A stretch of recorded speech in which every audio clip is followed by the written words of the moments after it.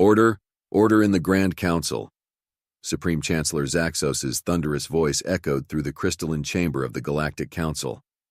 His four arms raised in unison, demanding silence from the chattering representatives of 300 spacefaring civilizations. The humans, again with the humans, Chancellor Zaxos muttered, running one of his hands through his luminescent head tendrils. Ambassador Krell, you have the floor. Present your report on their latest expansionist tendencies. Ambassador Krell, a tall, aristocratic figure with silver-scaled skin that caught the light of the chamber's floating orbs, rose from his seat.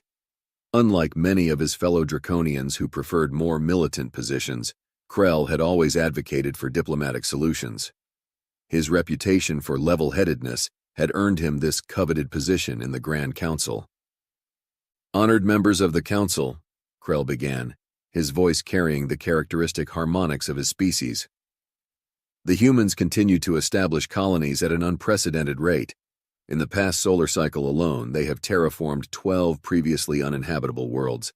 Their technology... He paused, letting the magnitude of the situation sink in. Their technology advances at a rate that defies all our previous models of civilizational development. The chamber erupted in worried murmurs. A Zentaurian representative, their crystalline form pulsing with anxiety, spoke up. But they're confined to their sector, yes? The Treaty of New Saturn still holds? Krell's expression darkened. Technically, yes, but they're pushing the boundaries. Their survey ships have been spotted increasingly close to the Drachnid expanse. Military Commander Vexathor has already filed 3 official complaints about their presence near our mining operations. These primitives need to be taught their place. The booming voice belonged to General Vaxathor, Vexathor's superior, and one of the most decorated military leaders in the Empire. His massive form, covered in battle-scarred scales, rose from his seat. They emerged from their little blue world barely 2 centuries ago. Who are they to challenge the authority of civilizations that have ruled the stars for millennia? Krell felt his scales bristle at the general's tone, but maintained his diplomatic composure. Perhaps we should remember that these primitives managed to achieve in 2 centuries what took most of us 2 millennia. Their adaptability is remarkable. Their arrogance is remarkable, Vaxathor spat back. They treat space as if it's their playground, their birthright. Before Krell could respond, the chamber's emergency communications array burst to life. A holographic figure materialized in the center of the room, Commander Vexathor himself. His scales were pale, almost white with stress. High Council, there's been an incident. Chancellor Zaxos leaned forward. What kind of incident? We engaged a human vessel near the Drachnid expanse. They refused to leave our space. Standard protocol was followed. Warning shots were fired. And? Krell felt his heart sink. The human ship's shields failed unexpectedly. Our shots.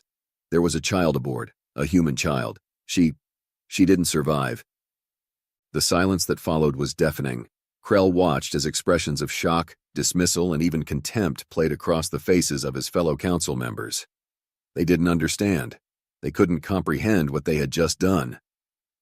Her name, Vexathor continued, his voice barely a whisper, was Emily Chen. She was 8 Earth years old. Surely the humans will understand it was an accident, someone asked. Krell's laugh was hollow, devoid of any humor. Understanding? You really don't know humans at all, do you? He turned to face the council, his voice rising with urgency. We have just killed one of their children. They're young. Do any of you understand what that means? Before anyone could respond, every communication device in the chamber began blaring simultaneously. On the central holographic display, a simple message appeared in stark red letters. You killed our child. Now you will learn why humans are feared. The message was signed, United Earth Government, speaking for all humanity. Krell closed his eyes, knowing that everything was about to change. The Empire had ruled the stars for 10,000 years, but in their arrogance, they had just made the biggest mistake in their history. They had awakened a sleeping giant, and its name was Humanity. Commander Vexathor sat in his quarters aboard the Imperial warship Destiny's Claw, watching the recorded footage for the 100th time. The small human vessel, barely larger than a standard transport, drifted just inside the border of the Drachnid expanse. Its designation, Deep Space Research Vessel Chen, Earth Registry. "You are in violation of Imperial space," his past self announced through the comm. "Withdraw immediately or face consequences." The response came back crystal clear. "This is Dr. Robert Chen. We're conducting authorized research on the quantum anomaly in this sector. Our presence here is protected under Article 7 of the New Saturn Treaty." Vexithor remembered his anger at their defiance. How dare these upstart humans quote Imperial law to him? He had ordered the warning shots, standard procedure. 3 precise plasma bursts that should have passed harmlessly by the vessel's bow. But something had gone wrong. The human ship's shields fluctuated at exactly the wrong moment. Later analysis would show a power surge in their experimental equipment had caused the malfunction. The plasma burst hit their engine section directly. The next part of the recording made his scales crawl. Dr. Chen's desperate voice. "Emily! Emily's in the engine room. She was showing her science project to the engineers. Please, cease fire." Too late. The secondary explosion ripped through the human ship's hull. Emergency force field containment saved most of the crew, but the engine section, where one curious 8-year-old human child had been proudly showing off her model of a quantum drive. Back in the present, Vexithor's communication panel lit up. Another message from the Grand Council, demanding explanations, seeking reassurance. They still didn't grasp the gravity of what had happened. "Just a single human child," General Vexithor had declared dismissively. "Regrettable, yes, but hardly a cause for concern. The Empire has faced far worse diplomatic incidents." But Commander Vexithor had seen the footage that didn't make it to the Council. The mother's scream when they found Emily's body. The father's dead-eyed stare as he transmitted the coordinates of the incident to Earth Command.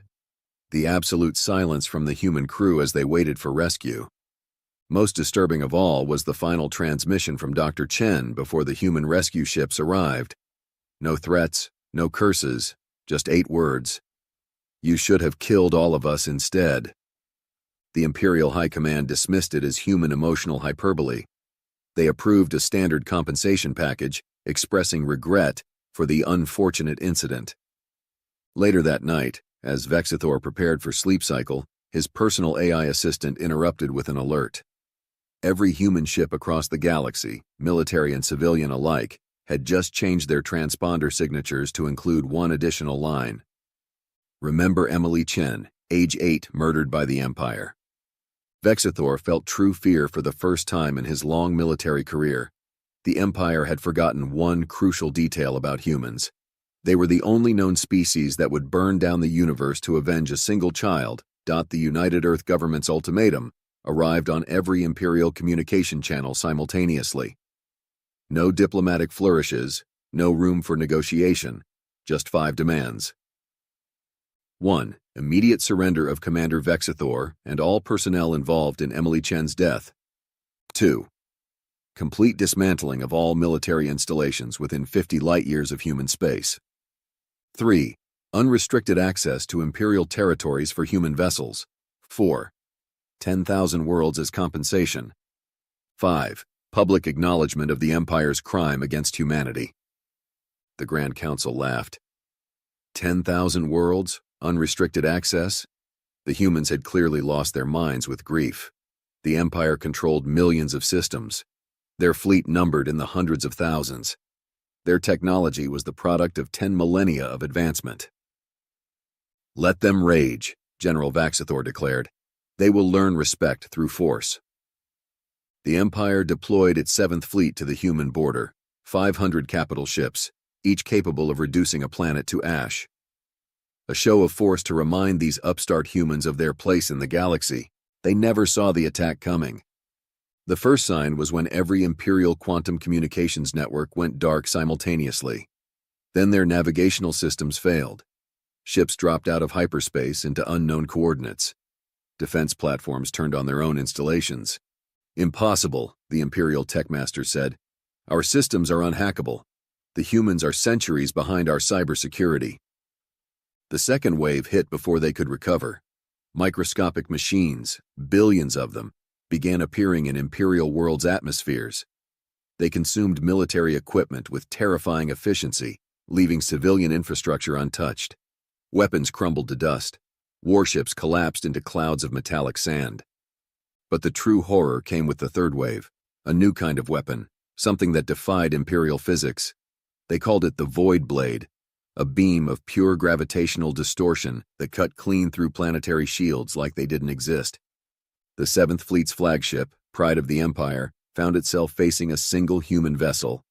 Small, sleek, with a name painted in simple letters across its bow. Remember Emily. The human ship broadcasted a message across all frequencies. We tried to keep her safe. We followed your rules. We trusted your civilization. Our mistake. The Pride of the Empire, the most powerful warship ever built by the Imperial Navy, was sliced in half with surgical precision. As the ship's atmosphere vented into space, the last thing its crew heard was a child's laughter playing over their emergency channels. General Vaxithor, watching from his command center, finally understood. The humans hadn't been behind technologically. They had been holding back, content to play by the Empire's rules. Until now. A final transmission reached him before his systems went dark. That was just one task force, using weapons we considered too primitive for actual warfare. Would you like to see what we've been keeping in reserve? Ambassador Krell, observing from the council chamber, turned to his fellow representatives. We thought we were teaching them a lesson, he said quietly. Instead, they're teaching us one, and the class has only just begun. In the space of 6 hours, the mighty 7th Fleet had ceased to exist. Not destroyed in glorious battle, but systematically dismantled by an enemy they had grievously underestimated. An enemy that had spent 2 centuries preparing for a war they hoped would never come. The humans hadn't just developed weapons. They had developed weapons specifically designed to counter every advantage the Empire possessed. And now, unleashed by grief and rage, they were going to demonstrate exactly why you should never, ever harm a human child. Ambassador Krell stood before the massive quantum display, watching humanity's war machine tear through the Empire's defenses. Each red dot representing an Imperial world going dark, each battle report more terrifying than the last. We never knew, he whispered. We mapped their military bases, counted their ships, measured their weapons. But we never understood what they were. The humans weren't just fighting a war. They were rewriting the rules of warfare itself. Their ships moved in ways that violated Imperial physics. Their weapons bypassed defenses that had protected worlds for millennia. Most terrifying of all was their precision. They destroyed only military targets, leaving civilian populations untouched. A junior aide rushed in, scales pale with fear. Ambassador, Earth has broadcast their military capabilities across all channels. They say it's just a courtesy, so we understand what's coming. The display shifted, showing recordings from Earth's weapons testing grounds. Entire planet-sized facilities dedicated to developing ways to defeat specific Imperial technologies. Quantum AI systems that could predict and counter any strategic move before it was made. Fleets of automated ships that could reduce themselves to quantum particles, passing through any defense before reforming. This is Project Emily, the broadcast announced. Named 200 years ago, when we first detected your civilization and realized war might one day come. Everything you see was developed for one purpose, to ensure that if you ever harmed one of our children, we could make you regret it thoroughly. Krell initiated emergency contact with Earth's diplomatic corps. A human face appeared on the screen. Admiral Sarah Zhang, her expression carved from stone. Ambassador Krell, come to surrender? Please, Krell began. We acknowledge our terrible mistake. The Empire will make any reasonable amends. Reasonable? Zhang's laugh was cold. Was it reasonable to fire on a research vessel? Was it reasonable to dismiss a child's death as a diplomatic incident? The Empire has ruled for 10,000 years. Surely we can. 10,000 years of evolution, and you never learned the most basic rule of the universe. Don't hurt someone's kid. Your Empire's time is over, Ambassador. The only question is how many more worlds you want to lose before accepting that fact. The transmission cut off. Moments later, another 100 Imperial worlds went dark. Krell turned to his aide. Get me everything we have on human family structures, their attachment to their young, their concept of revenge, everything. The data streamed in, painting a picture that made his heart stop. Humans would destroy everything they had built, burn every advantage they possessed, just to avenge one of their children. They were the only known species that grew more dangerous, not less, when protecting their young. 10,000 years of power, Krell muttered, watching another defense fleet disappear from the displays. Undone because we thought their restraint was weakness, their patience was fear, and their warnings were empty threats. The humans had tried peaceful contact. They had followed the rules. They had built their colonies slowly, carefully, respecting imperial boundaries. Not out of weakness, but because they hoped war would never be necessary. The Empire had mistaken their hope for peace as proof of inferiority. Now they were learning that humanity's greatest weapon wasn't their advanced technology or superior tactics. It was their capacity for retribution, day by day. The Empire watched its worlds fall, not through brutal conquest, but through surgical strikes that left their military might in ruins while preserving civilian life. The humans released their classified weapons list, not as a threat, but as a courtesy. They called it the Emily Protocol, a comprehensive catalog of humanity's military capabilities that had been developing since their first contact with alien life. Project Sandcastle turned entire defense fleets to glass, their molecular bonds disrupted by targeted quantum fields. The Empire's mighty dreadnoughts became crystalline sculptures, beautiful and useless, monuments to their hubris. The Ghost Division, ships that could phase between dimensions, simply appeared inside planetary shield barriers. No alarms, no warnings, just human marines materializing in command centers, their weapons already drawn. But worst was the light of dawn, a weapon that could selectively disable any technology more advanced than what humanity had when they first reached space. Entire worlds found themselves thrown back to pre-spaceflight civilization in seconds. Your Empire, the human commander's broadcast, was built on the assumption that older means wiser, that tradition equals strength. Today you learn otherwise.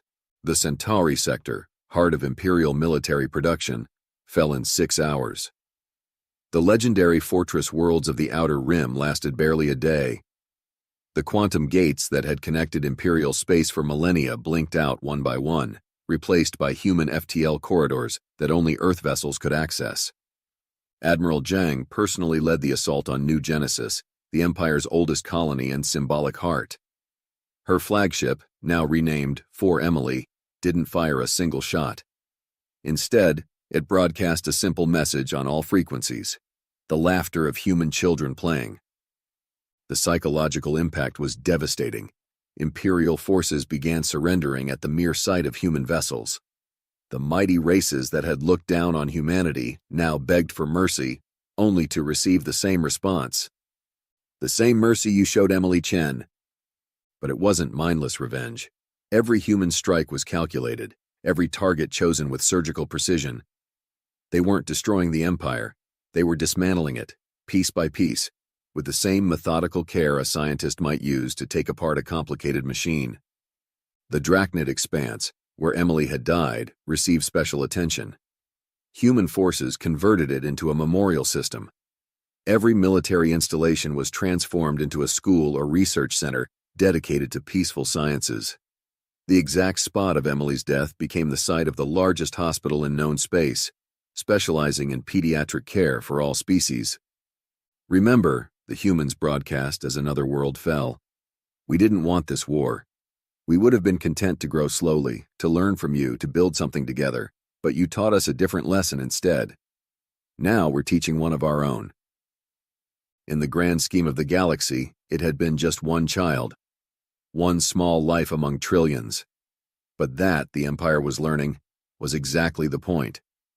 To humanity, there was no such thing as just one child. The Empire's last desperate gambit came in the form of a superweapon, the Star Killer. a device capable of forcing a sun to go supernova. The message was clear: surrender, or we destroy entire systems. Humanity's response came within minutes. Not with weapons, but with laughter. "Did you think we hadn't prepared for this?" Admiral Zhang's voice echoed through Imperial Command. "Look up." Above every Imperial world, human quantum satellites activated, revealing themselves after decades of invisibility, each capable of containing a supernova within a pocket dimension. Ambassador Krell rushed to the emergency council session, clutching humanity's latest terms. His scales had lost their luster, his proud bearing shattered by weeks of watching the inevitable unfold. "They will accept our surrender," he announced to the remaining council members. "Their terms are interesting." The terms appeared on the central display. For every day Emily Chen didn't live, a world of the Empire will be converted to a human colony. For every tear her parents shed, a military installation will be dismantled. For every dream she never got to fulfill, an Imperial law will be rewritten. General Vaxathor, one of the few military leaders still alive, slumped in his chair. "How many tears? How many dreams?" Krell's voice was barely a whisper. "They sent us the calculations. 8,724 tears documented from her parents. 76,583 estimated dreams based on average human lifespans and childhood development data." "They're being merciful," Krell continued, ignoring the shocked gasps.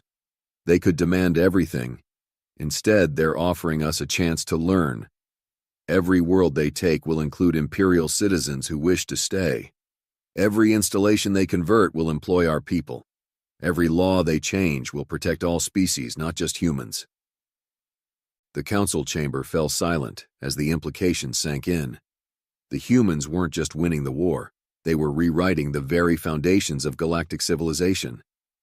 "There's one more condition," Krell added. "Every Imperial child will be educated alongside human children.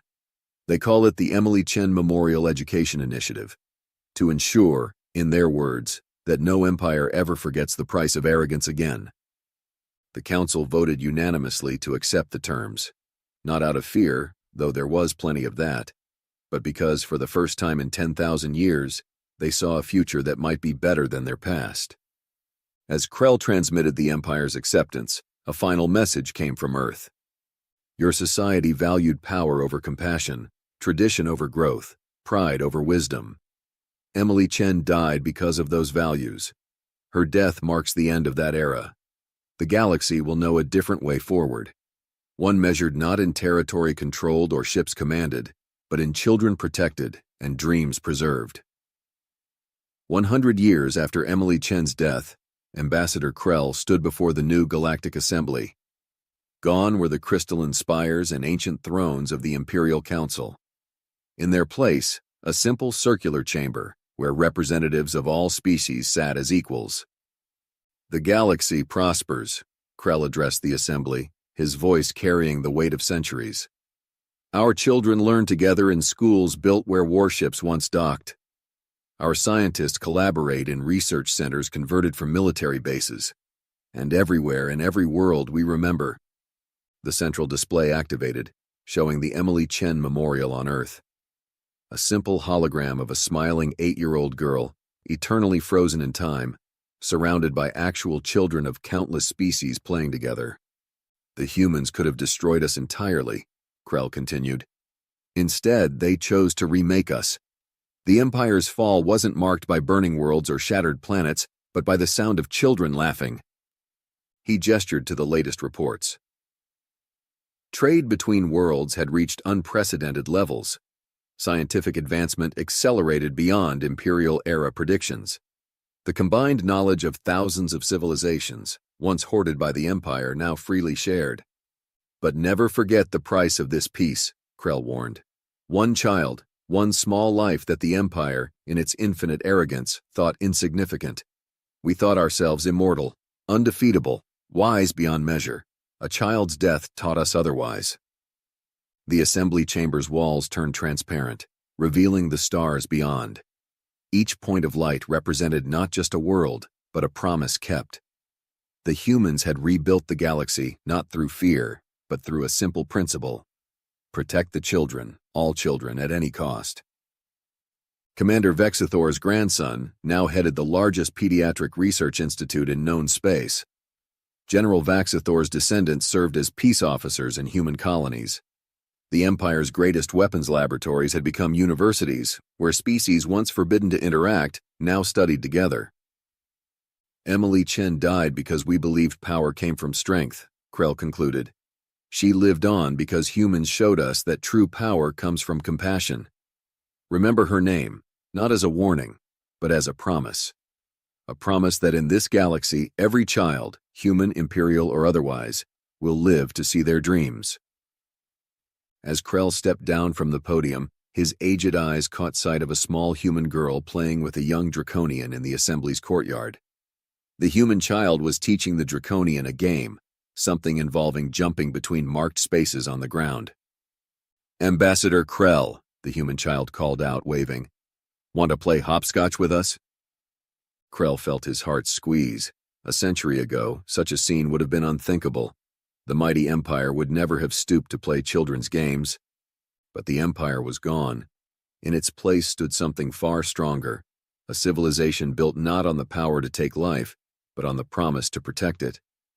As Krell joined the children's game, he heard Emily Chen's laughter echo across the stars, not in vengeance, but in joy. The galaxy had learned its lesson, and somewhere, he hoped, a small 8-year-old girl was smiling.